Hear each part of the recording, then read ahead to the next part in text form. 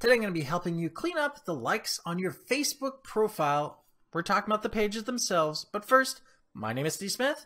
This is TQA Weekly, a small quick episode on how to quickly clean up the Facebook feed of all those excessive liked pages that are on your profile and just bring some, more serenity, less noise to your Facebook experience. And then we'll explain what this does, what you can do to actually follow the people that you want on other platforms and not follow people anymore that have nothing to do with you, and what the unintended effect of doing so is. So first, if you're watching on YouTube, it'll be down in the description. Otherwise, you go to tqaweekly.com/SE8EP38. There will be a link there. This link is facebook.com/search/me/pages-liked.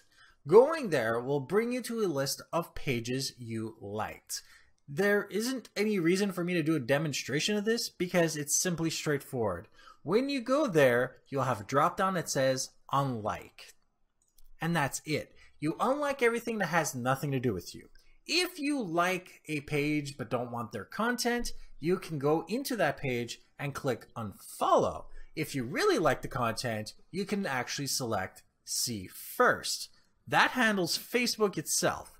Now, what happens is when you're actually shrinking the number of likes you have, it's actually giving a more precise view of what you want without giving them a full spectrum of your entire personality. So you get a little bit more control in this way. And it also makes it so that your feed has less noise and gibberish in it at the same time.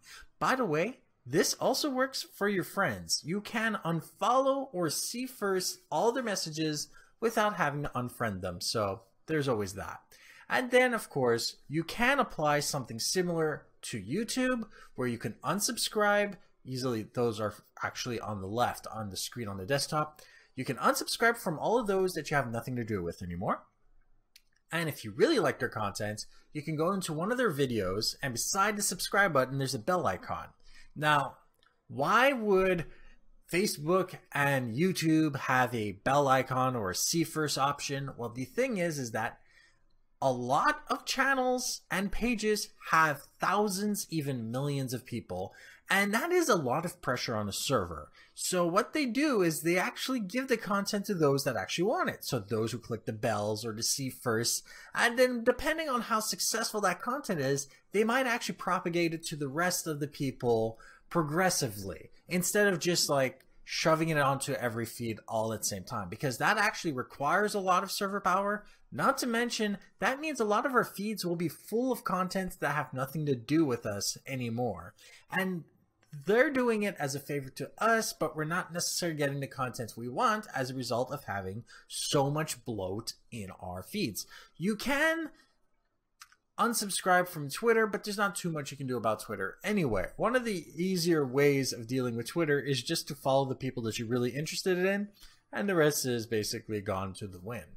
So I hope you understood that. Again, the link to the website is tqaweekly.com/SE8EP38. That brings you to the show notes of this episode. If you're watching on YouTube, that link is down below for Facebook. That is just something that will help you deal with the spring cleaning of your profiles and channels on the internet. Like if you liked it, dislike if you didn't, share with those that you think can benefit from this, and don't forget to subscribe.